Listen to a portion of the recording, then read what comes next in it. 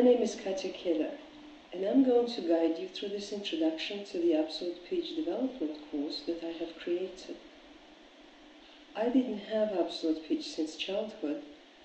I've developed it myself, and as I was going along the way, I've realized that I want to share this knowledge and to give it to the people.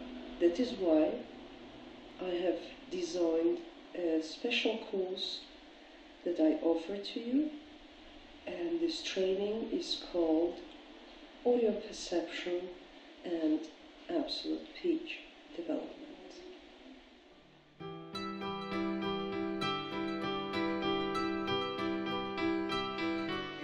What is absolute pitch?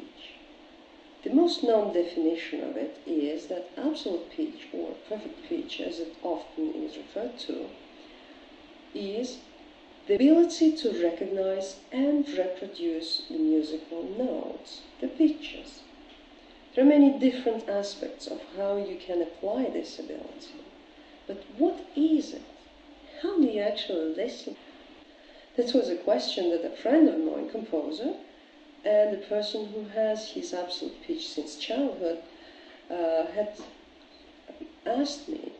He said, how do you listen to music when you don't recognize the pitches? I could answer him because I've developed my perfect pitch later in my life, actually in my 20s. So, let me illustrate it to you. If I read to you a poem, I'll try to read this poem.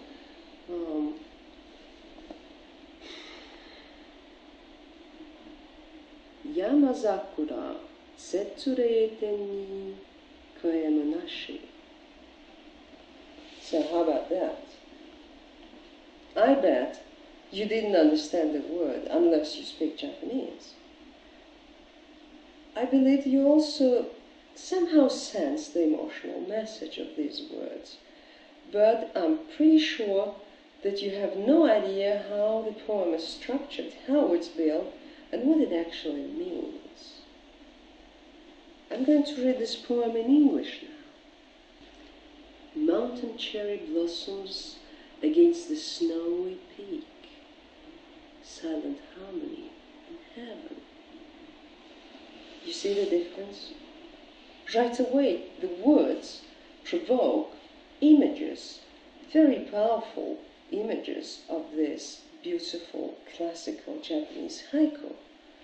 And that's the way you hear the music. When you have absolute pitch, you understand.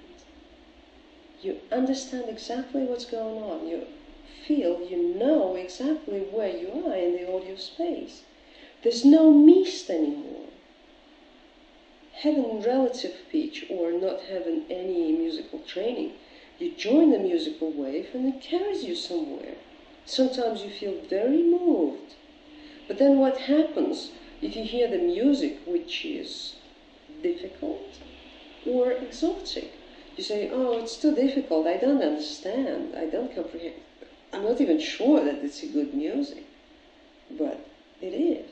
The composer has tried to communicate some idea to you. Your task is to learn the language, and absolute pitch, the notes are actually the letters of this language.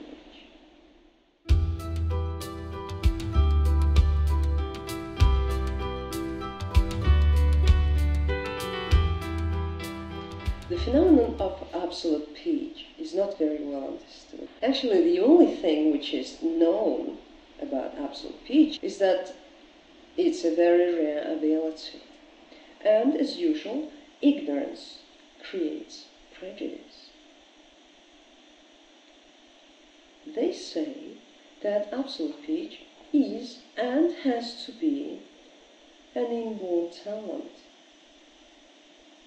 This is false. A great number of musicians have developed absolute pitch. The techniques for this development are not very well known, but they do exist, and they did exist also before the creation of the course which I proposed to you. They also say that absolute pitch interferes with relative pitch. Does it? If you're a trained musician, the two will go hand in hand. Absolute pitch recognizes, relative pitch analyzes. These are two different functions of the brain. One of the intuitive and creative part of the brain, the right side for the most people, and the other one is the syntactic, the analyzing part of your brain.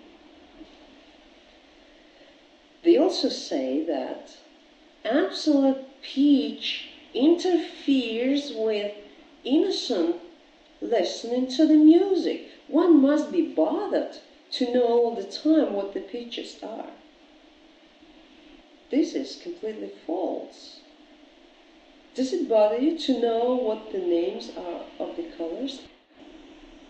You see pictures, movies, cartoons in colors. And of course, there are some artists that create pictures in black and white, but in music there are also artists and musicians that create music with only very few notes. These are minimalists. Some people believe that absolute pitch is simply a higher sensitivity of the tympanic membrane of the ear.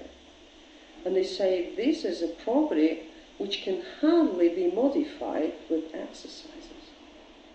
This is not true.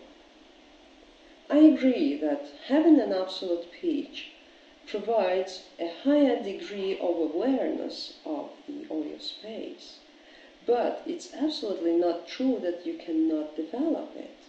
You can develop the sensitivity of your ear. Speak to any technician of a telephone company or the auto mechanic, and he will tell you how he learned to recognize the number of engine rotations by ear. Some people believe that since in real life you often hear instruments badly tuned or not tuned to exactly the frequencies of 440 Hz for A, and that is very bothering. Actually, it is for many absolute pitches from childhood, but it does not have to be that way. After the course that I propose, you will know the exact mechanisms on how things happen. So you'll be able to either adapt to the environment or to switch off this ability altogether. By the way, the habit that you know really well by now. And then some say that absolute pitch does not make a good musician. I agree. Absolute pitch alone doesn't make you a great musician, great composer, great performer.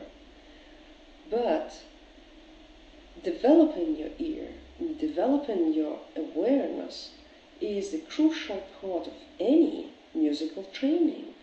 So, take this powerful tool, powerful, beyond your imagination just now, and use it. Use it in all your activities, and become and succeed in becoming a great musician.